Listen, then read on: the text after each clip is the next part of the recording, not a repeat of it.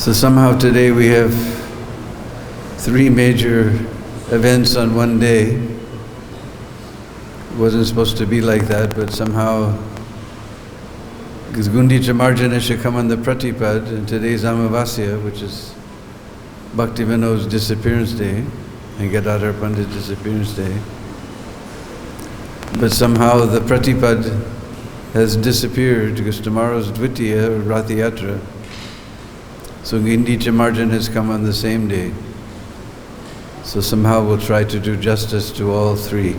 I don't know how we'll manage, but anyway. Om Ajnanatimirandasya Gyananjana Shalakaya Chaksurun Militam Jena Tasmai Sri Gurave Namah Sri Chaitanya Manobhistam Stapitam Jena Bhutale Sayam Rupa Kadamayam Dadati Swapadandigam Aradhanastrinandandai Vridam Yache Puna Puna Srimad Rupa Padambujo Dulisyam Janma Janmani Jaya Sri Krishna Chaitanya Prabhu Nityananda Sri Advaita Gadadhar Srivasadi Gaura Bhakta Vrinda Hare Krishna Krishna Krishna Hare Hare Hare Rama Rama Rama Hare Hare Hare Krishna Krishna Krishna Hare Hare Hare Rama Rama Rama Hare Hare.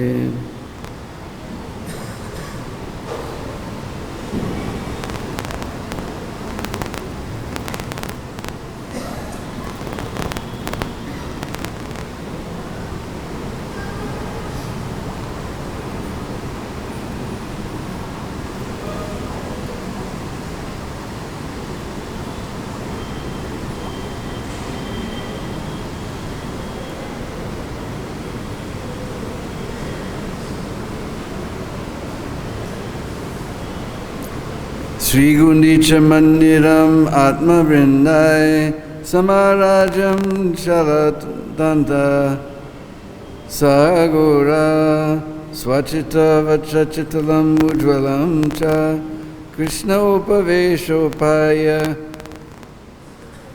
Kani Chakara. Sri Chaitanya Mahaprabhu washed and cleansed the Gundicha temple with his devotees and associates.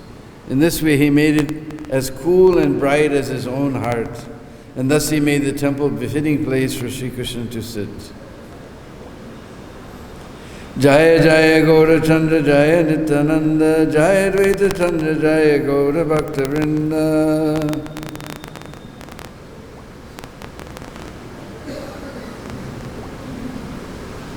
Jaya Jaya Srivasadi Gaura Bhaktagana Sakti Deha Kariyena Chaitanya Varnana.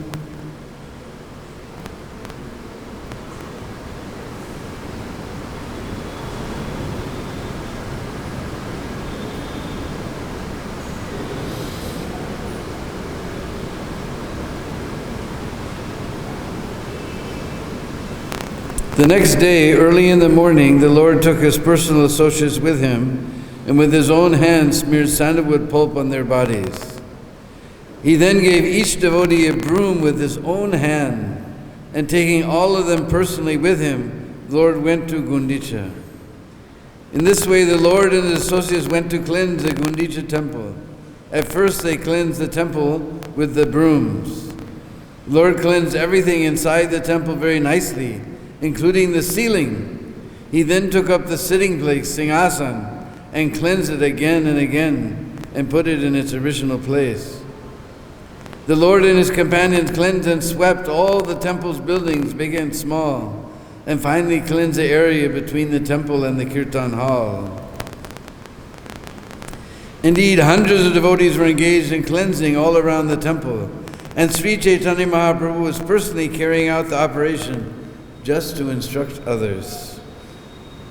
Sri Chaitanya Mahaprabhu washed and cleansed the temple in great jubilation, chanting the holy name of Lord Krishna all the time. Similarly, all the devotees were also chanting and at the same time performing their respective duties. The entire beautiful body of the Lord was covered with dust and dirt. In this way, it became transcendently beautiful. At times, when cleansing the temple, the Lord shed tears, and in some places, even cleansed with those tears.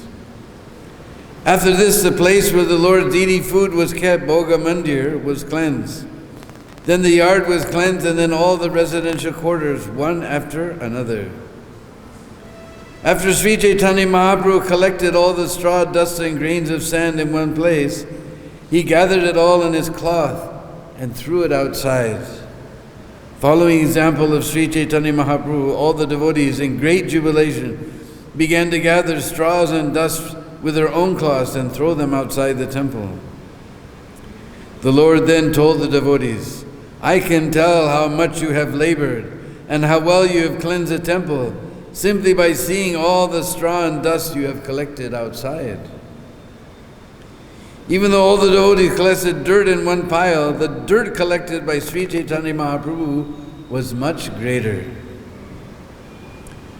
After the inside of the temple was cleansed, the Lord again allotted areas for the devotees to cleanse. The Lord then ordered everyone to cleanse the inside of the temple very perfectly by taking finer dust, straws, and grains of sand and throwing them outside.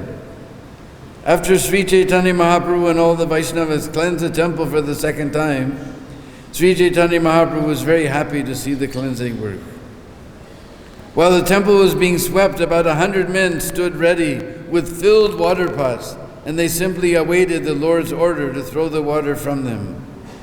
As soon as Sri Chaitanya Mahaprabhu called for water, all the men immediately brought 100 water pots, which were completely filled, and delivered them before the Lord. In this way, Sri Chaitanya Mahaprabhu first washed the main temple, then thoroughly washed the ceiling, the walls, the floor, the sitting place, singhasan, and everything else within the room. Sri Chaitanya Mahaprabhu himself and his devotees began to throw water on the ceiling. When this water fell, it washed the walls and floor. Then Sri Chaitanya Mahaprabhu began to wash the sitting place of Lord Jagannath with his own hands, and all the devotees began to bring water to the Lord. All the devotees within the temple began to wash. Each one had a broom in his hand. In this way they cleansed the temple of the Lord. Someone brought water to pour into the hands of Sri Chaitanya Mahaprabhu. Someone poured water on his lotus feet. The water that fell from the lotus feet of Chaitanya Mahaprabhu was drunk by someone else who hid himself. Someone else begged for that water, and another person was giving that water in charity. After the room was washed, the water was let out through an outlet, and then it flowed and filled the yard outside. The Lord mopped the rooms with his own clothes, and he polished the throne with them also. In this way, all the rooms were cleansed with 100 water pots. After the rooms had been cleansed, the minds of the devotees were as clean as the rooms. When the temple was cleansed, it was purified, cool, and pleasing, just as the Lord's own pure mind, as if the Lord's own pure mind had appeared. Since hundreds of men were engaged in bringing water from the lake, there was no place to stand on the banks. Consequently, some began to draw water from a well. Hundreds of devotees brought water in the pots, and hundreds took the empty pots away to fill them up again. With the exception of Nityananda, Advaita, Swarup Damodar, Brahmananda, Bharati, Paramananda Puri, everyone was engaged in filling water pots and bringing them there. Many of the water pots were broken when people collided with one another, and hundreds of men had to bring new water pots to fill. Some people were filling the pots and others were washing the rooms, but everyone was engaged in chanting the holy name of Krishna and Hari. Krishna, Krishna. Loudly, Krishna, Krishna. Hari, Hari. Hari, Hari. One person begged for a water pot by chanting, Krishna, Krishna. Another devotee delivered that pot chanting, Krishna, Krishna. Whenever anyone had to speak, he did so by uttering the holy name of Krishna. Consequently, the holy name of Krishna became an indication for everything, indication for everyone who wanted something. Krishna, Krishna, Hari, Hari. Sri Chaitanya Mahaprabhu was vibrating the holy name of Krishna in ecstatic love. He himself was performing the work of hundreds of men. It has appeared as though Chaitanya Mahaprabhu were cleansing and washing with 100 hands. He approached every devotee just to teach him how to work. When he saw someone doing nicely, the Lord praised him. But if he saw someone who was not working to his satisfaction, he immediately chastised that person, not bearing him any grudge. The Lord actually, he praised those who were doing good in a way that he actually chastised them. He would say, you have done well, why you're not teaching others how to do so well? As soon as they heard Sri Chaitanya Mahaprabhu say this, everyone became ashamed. Thus the devotees began to work with great determination and attention. They washed the Jagmohan area, and then the place where food was kept. All other places were also washed. In this way the meeting place was washed, the entire yard, the raised sitting place, the kitchen, and every other room. Thus all places around the temple were thoroughly washed within and without. After everything was thoroughly washed, a Vaishnava from Bengal, who was very intelligent and simple, came and poured water on the lotus feet of the Lord. That Gaudiya Vaishnava then took that water and drank it himself. Seeing that, Sri Chaitanya Mahaprabhu felt a little unhappy and was also outwardly angry. Although the Lord was certainly satisfied within him, he became angry externally in order to establish the etiquette of religious principles. The Lord then called for Swarup Damodar and told him, just see the behavior of your Bengali Vaishnava. This person from Bengal has washed my feet within the temple of the personality of Godhead. Not only that, but he has drunk the water himself. I do not know what my destination is because of that offense. Indeed, your Bengali Vaishnava has greatly implicated me. At this point, Swarup Damodar caught that Vaishnava by the neck and giving him a little push, ejected him from Gundicha Mandir and made him stay outside. After Swarup Goswami returned within the temple, he requested Sri Chaitanya Mahaprabhu to excuse that innocent person. After this incident, Sri Chaitanya Mahaprabhu was very satisfied. He then asked all the devotees to sit down in 2 lines on both sides. The Lord then personally sat down in the middle and picked up all kinds of straw and grains of sand and dirty things. Still, they've already cleaned it twice, still. While Sri Chaitanya was picking up the straws and grains of sand, I shall gather everyone's collection. I shall ask whoever has collected less than all the others to pay a fine of sweet cakes and sweet rice. Whoever collects, we're going to do Gundi Chinamarjana today at 1 o'clock, so whoever does less cleaning will have to pay a fine. In this way, all the quarters of Gundicha temple were cleansed and cleared. All quarters were cool and spotless, like one's cleansed and pacified mind. When the water from different rooms was finally let out through the halls, it appeared as if new rivers were rushing out to meet the waters of the ocean. Outside the gateway of the temple, all the roads were also cleansed, and no one could tell exactly how this was done. Sri Chaitanya Mahaprabhu also cleansed in the Sringa temple inside and outside. Finally, he rested a few minutes, then he began dancing. All around Sri Chaitanya Mahaprabhu, all the devotees performed congregational chanting. The Lord, just like a maddened lion, danced in the middle. As usual, when Sri Chaitanya Mahaprabhu danced, there was perspiration, trembling, fading, tears, jubilation, and roaring. Indeed, the tears from his eyes washed his body and those before him. In this way, Sri Chaitanya Mahaprabhu washed the bodies of the devotees with the tears from his eyes. The tears poured like rains in the month of Shravan. The sky was filled with great loud chanting of Sankirtan, and the earth shook from the jumping and dancing of Lord Chaitanya Mahaprabhu. Sri Chaitanya Mahaprabhu always liked the loud chanting of Swarup Damodar. Therefore, when Swarup Damodar sang, Sri Chaitanya Mahaprabhu danced and jumped high in jubilation. The Lord thus chanted and danced for some time. Finally, understanding the circumstance, he stopped. Sri Chaitanya Mahaprabhu then ordered Sri Gopal, the son of Advaitacharya, to dance. While dancing in ecstatic love, Sri Gopal fainted and fell to the ground. When Sri Gopal fainted, Advaita hastily took him on his lap. Seeing that he was not breathing, he became greatly agitated. Advaita and others began to chant the holy name of Lord Nrsimha and sprinkle water.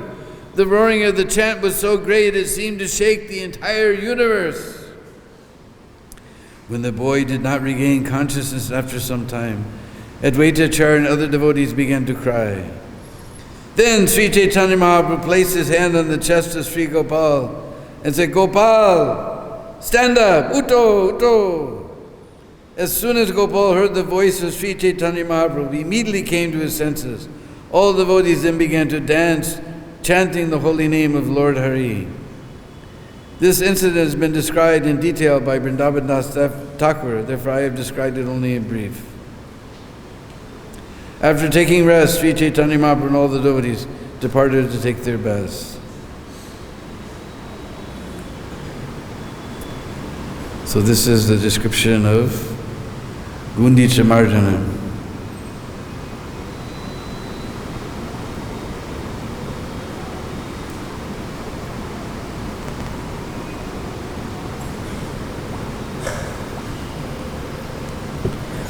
One time we personally took part.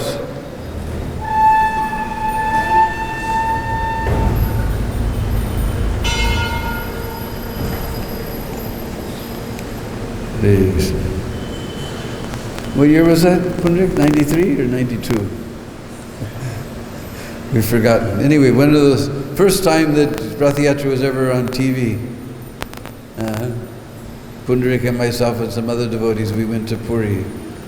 So we're not allowed inside, somehow all the Namahata devotees who usually go to Calcutta at Rath Yatra, they all the Mayapur devotees came to Puri to take part in Rath Yatra.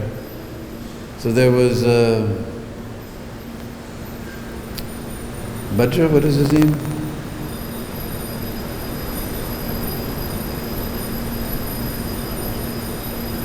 Fat Uriya devotee, Bhadrachara.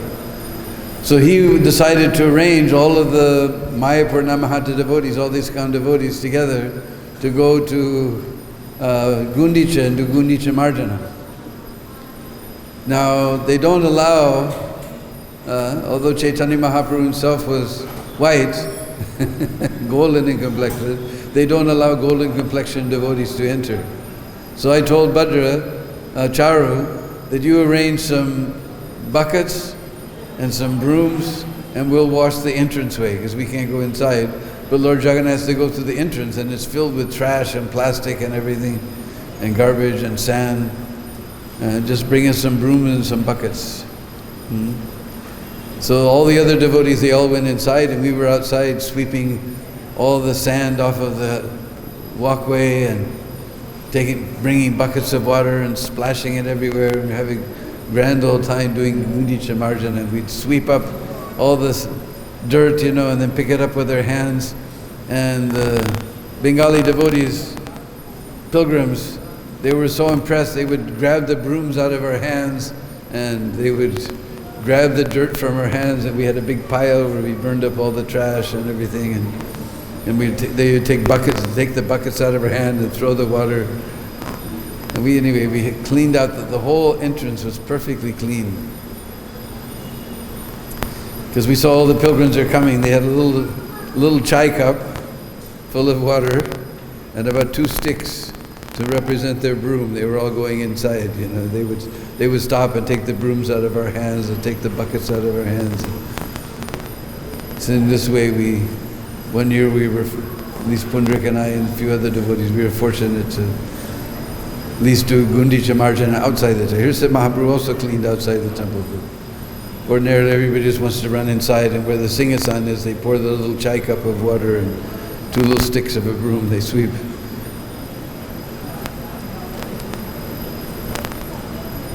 So anyway, today is also the Holy Disappearance Day of Bhakti-Vinod Thakur. It is by the unlimited causeless mercy of Srila Bhakti-Vinod Thakur that we're sitting here today in this Sri Vrindavan Dham, where Radha and Krishna's eternal pastimes are going on even today, for those who have the eyes to see. In that Sri Vrindavan Dham, we're sitting in the Krishna Balaram Mandir, which was a neglected place, but it was glanced on by a pure devotee who said, "Let there be a temple," and a glorious temple is manifest here.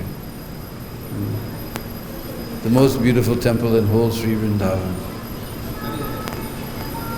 It is the Amavasya day of the month of Jaish. On this Amavasya day, I think it was 1914, that Srila Bhakti-Vinod Thakur entered the eternal pastimes of Radha and Krishna. So, we're eternally indebted to Srila Bhakti-Vinod Thakur because he rescued the Vaishnava faith from degradation.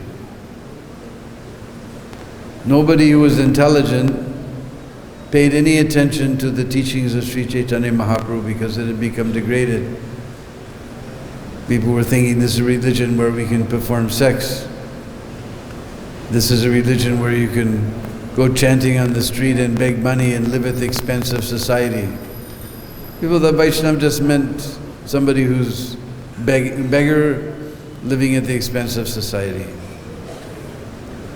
But Bhakti-Vinod tirelessly worked day and night to rescue the teachings of Sri Chaitanya Mahaprabhu from this situation and show the divine, sublime philosophy that Sri Chaitanya Mahaprabhu meant to give to the world. And he's the first in our Guru Parampara to preach in a language outside of the Indian languages. Therefore, all of the devotees who are in foreign bodies were deeply indebted to Srila Bhakti-Vinod Thakur. In fact, he was the first to print books in English language.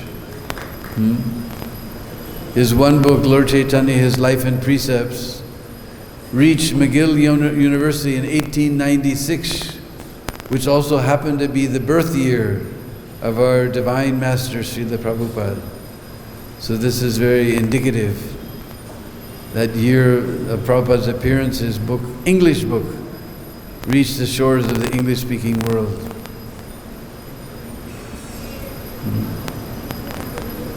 So we're extremely indebted to the lotus feet of Srila Bhakti-Vinod Thakur.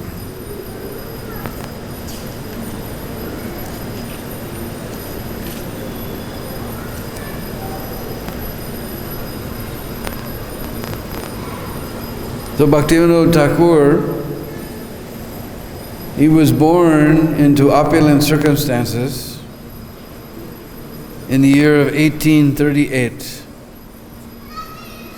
And he was given the name Kedarnath Datta. But although born in opulent circumstances, he had to face many difficulties. At the age of 13, his father died. He was raised up by his maternal grandfather and grandmother at Ulagram, Birnagar. And then later he came to Calcutta.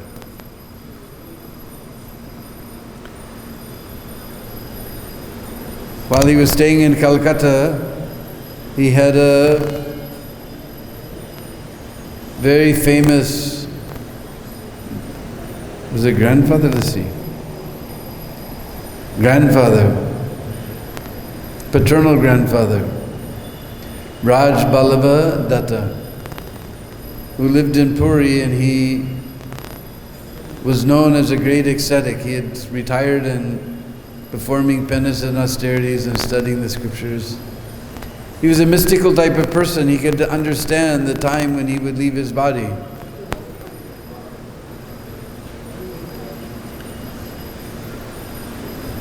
So he called for Kedarnath, his young grandson, to be present at the time of death and gave him many instructions.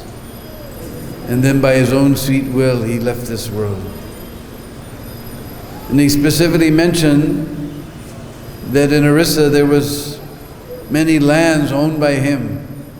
Specifically in Choti Mangalpur, there was one, that whole village belonged to him. So after the disappearance of his grandfather, he took a tour of all these different places, holy places of Puri, and he also visited Choti Mangalpur.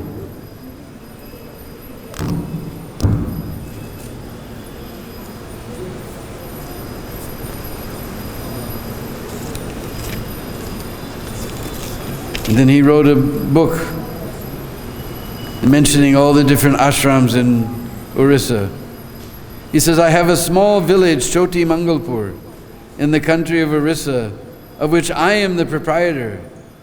In that village is a religious house which was granted by my predecessors to the holy men as a holding of rent-free land.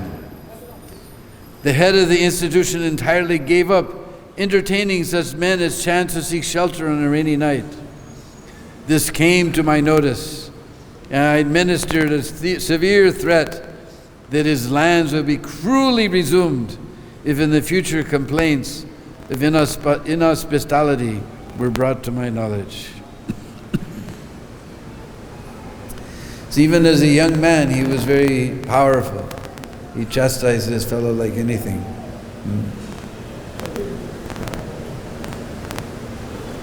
After this, he entered into the government service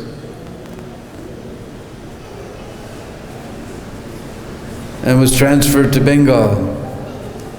And there he began to study and speak on the Bhagavatam. And he admits that things had got to such a situation that it was very difficult at that time to find a copy of Bhagavatam.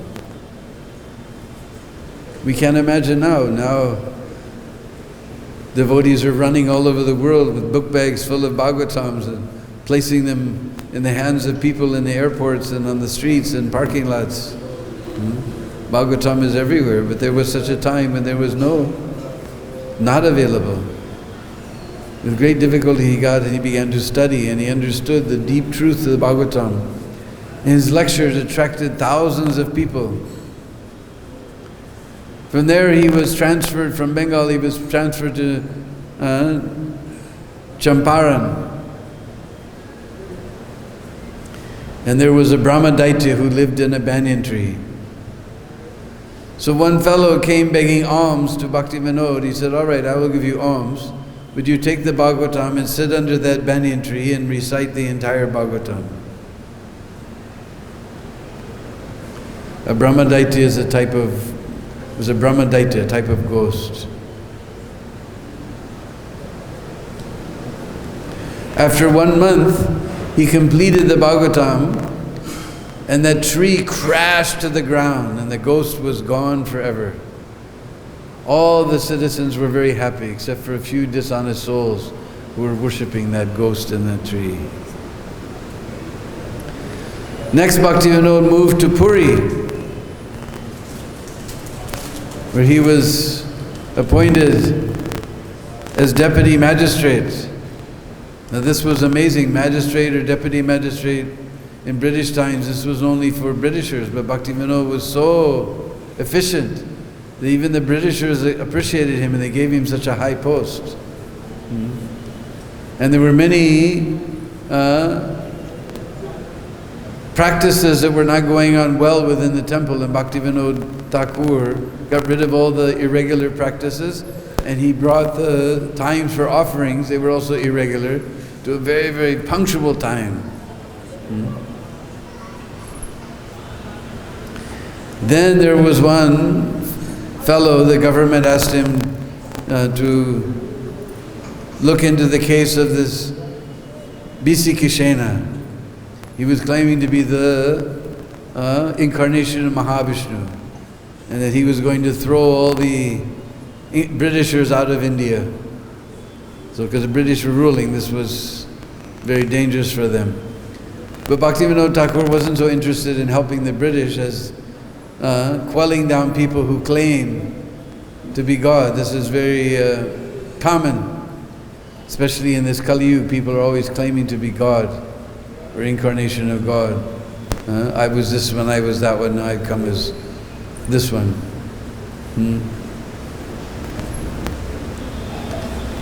So we know that Sri Chaitanya Mahaprabhu, and anybody recognized him, he was actually God. But anybody recognized, oh, Vishnu, Vishnu, Vishnu, he became very angry and closed his ears. Especially this is common in India because labor is cheap here, so Prabhupada said they have a factory manufacturing incarnations and exporting them. All over the world you can go, you'll find 14-year-old incarnation of God and this and that, so many, all exported.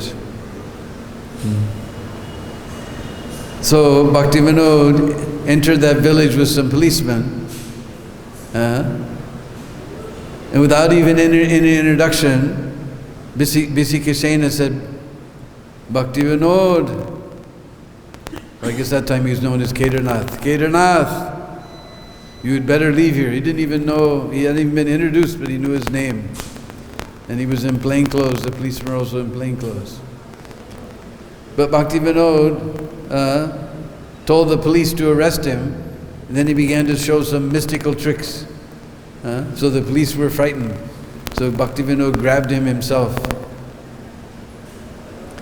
And they threw him in prison. Then all of Bhaktivinoda's family became down with fever. All his children, his wife was begging, please let this guy go. Is it worth it that our whole family die just to chastise this fellow? But Bhaktivinoda was firm in his vow to curb down all such so-called impostor incarnations of God. Even Bhaktivinoda Thakur got fever, and he was deathly sick, lying on his bed, and the time for court was appearing. And I don't know if there's a picture here, but you may have seen the pictures of Bhaktivinoda Thakur.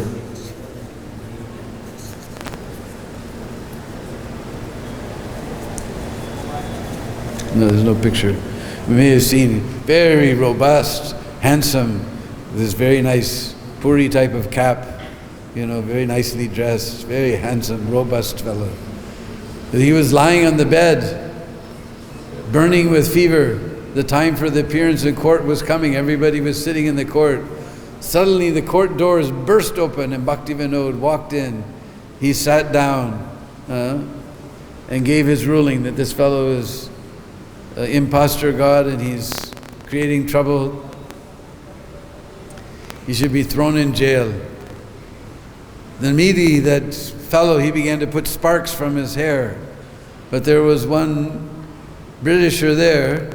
He had read somewhere that yogis keep their power in their hair. So he took some scissors and from behind cut off all his hair, and the fellow fell down completely helpless.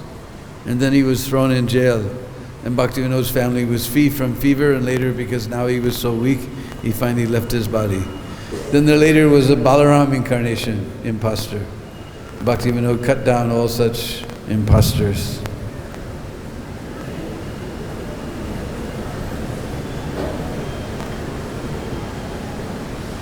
So although Bhaktivinoda externally he wasn't a show-off, but still his power was very great.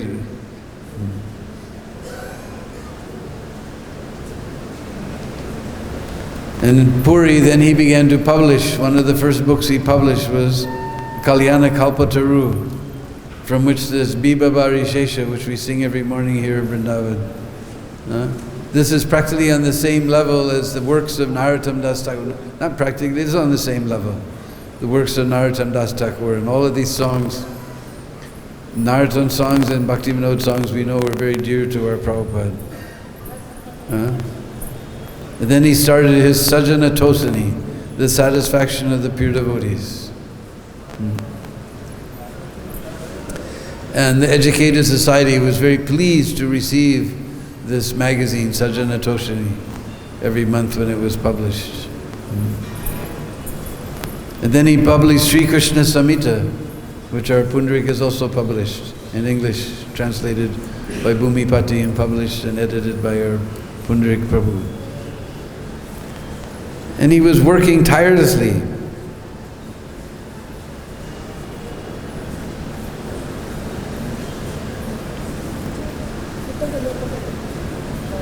And especially this Sri Krishna Samhita presented the truth of Sri Krishna, because everybody thought Krishna's, even now today, they think Krishna is just an erotic person who danced with other people's wives. They don't know the divine truth and the sublime philosophy of the Srimad Bhagavat.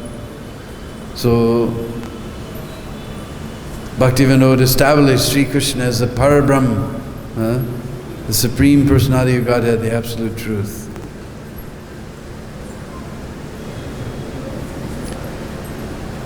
Then finally, he went to Vrindavan and visited many places, and he heard there was a group of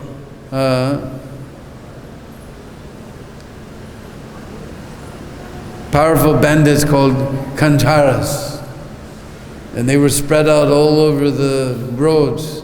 And as the pilgrims were traveling from, just like here to Radhakund, now we go very quickly, but you traveled by foot. And the bandits were robbing the pilgrims. So Bhaktivinoda, since he was in the government, he brought it to the government's association. After many months of struggles, he managed to get all these bandits extirpated from the land of Vrindavan, and thus pilgrims were able to freely visit all of the holy places. Later he was staying at Barasat. When you leave the Dum Dum airport to take your taxi to Mayapur, the first place you come is Barasat. And there was a very famous fellow named Bankim Chandra, who was a playwright. But he had so many Western ideas, and he wrote a book about the Srimad Bhagavatam, but filled with all Western stylized speculations. But he knew if he got Bhaktivinoda Thakur to endorse his book, people would read it. And Bhaktivinoda spent many days sitting with him, and he managed to kick out all of these Western ideas. And later he had Bankim Chandra. He wrote a book, Sri Chaitanya Shikshamrita, and Bankim Chandra wrote the foreword saying that this Bhaktivinoda has saved the philosophy of Sri Chaitanya Mahaprabhu for the benefit of the world. So finally Bhaktivinoda, he was very anxious to see the land of Lord Chaitanya. So he again and again applied for posting somewhere near Mayapur, but they never got the posting. So finally he told them, all right, if I cannot get posting, then I resign. But such a valuable person they didn't want to lose, so then they gave him posting in Krishnanagar, which was just near Mayapur. Every minute that was free of his time, he would be wandering the lands, searching out the places of Sri Chaitanya Mahaprabhu's pastimes. He soon discovered that the now town of Navadvip was only a town of 100 years, whereas Sri Chaitanya Mahaprabhu had appeared 400 years before. So he didn't believe that, although many people were claiming this was the birthplace of Sri Chaitanya Mahaprabhu, he didn't believe it because Ganga was always shifting. And this town that's now known as Navadvip was only a town, that time, 100 years. So he made many, many inquiries, and finally people said the Ganga shifted so many times it's lost. But he found very, very old maps, and from all the descriptions, it described that Mayapur was on the eastern side, eastern bank, and Navadvip is on the western bank. And right near Yogapit there's a big lake called Balal Digi that was dug by King Balal Sen, who lived in Mayapur. So his lake that he dug out, that became famous by his name, Balal Sen, that became Balal Digi, how was it on this side of the river when they were claiming that Navadvip was on that side of the river? And then he found there was some very ancient realized souls who were worshipping a certain spot that belonged to the Mohammedans.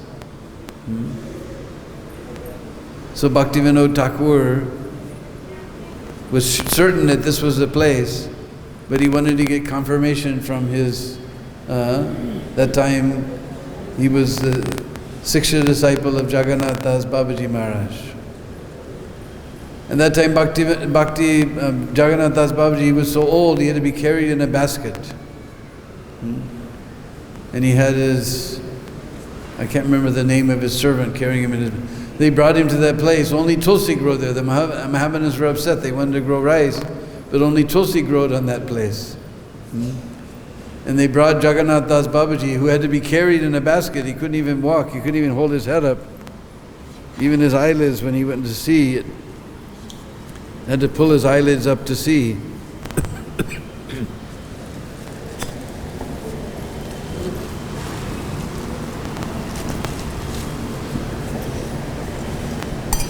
But as soon as they opened the basket and he saw the place, that person who couldn't walk, had to be carried in a basket, jumped 10 feet in the air. Haribo! Haribo! Haribo! So he confirmed that this was the actual spot. Then Bhaktivinoda arranged to purchase that land. And then the Amrita Bazar Patrika newspaper, very famous newspaper, still in Calcutta, in December 6, 1894, the following article appeared. Baba Kedarnath Datta, the distinguished deputy magistrate, who has just retired from the service, is one of the most active members. Indeed, Babu Kedarnath Datta has been deputed by his committee to raise subscriptions in Calcutta and elsewhere, and is determined to go from house to house, if necessary, and beg a rupee from each Hindu gentleman. Rupee was a lot of money in those days. For the noble purpose. If Babu Kedarnath Datta sticks to his resolution of going around with a begging bag in hand, we hope that no Hindu gentleman whose house may be honored by the presence of such a devout bhakta as Babu Kedarnath Datta will send him away without contributing his mite, however humble it may be, to the Gaur Vishnu Priya Temple Fund. It says Bhaktivinoda, he went even to the houses of his political enemies. He never would have gone to their houses for any other purpose except for the purpose of building the Yogapith temple. And he was, of course, very successful. Yogapith temple was established. Somewhere it says here the year.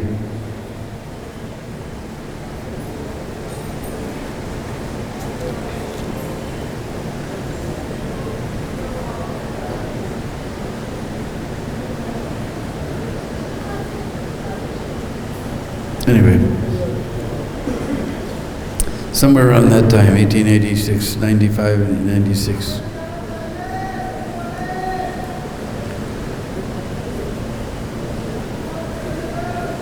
Then he also established in Calcutta Bhakti Bhavan, from where he was preaching to the intelligent class of people. As I said before, at that time Vaishnavism was considered just an excuse for begging. So he established his Bhakti Bhavan in Calcutta.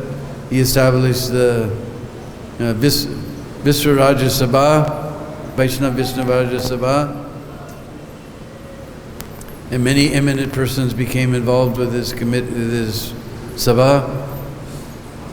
In this way Bhaktivinoda was tirelessly, he would do his work in the day, and then in the night he would write his books and write correspondence, trying to get people to understand the philosophy of Sri Chaitanya Mahaprabhu. Eventually, he established a house at Sri Gaudromadrip, Sri Swananda Sukhada Kunj. And here the preaching of Harinam continued in full swing. Later, at the beginning of the 20th century, he moved to Puri, and just kitty corner from the Samadhi of Haridas Thakur, he established Bhakti Bhavan.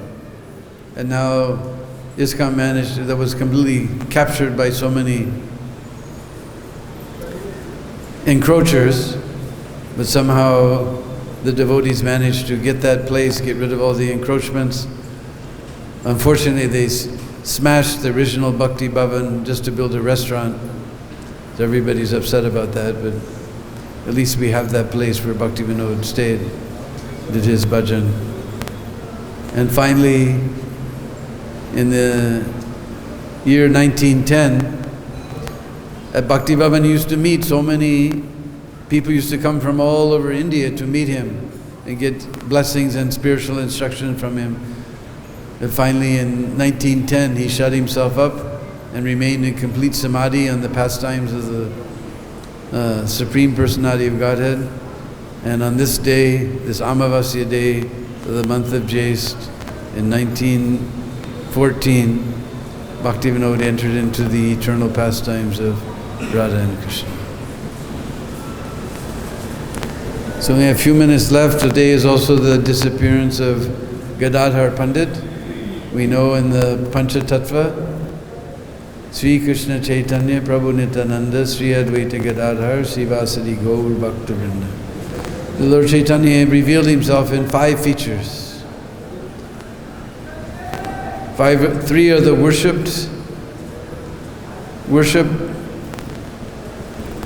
worshipful Lord, and 2 features are the worshipping potency.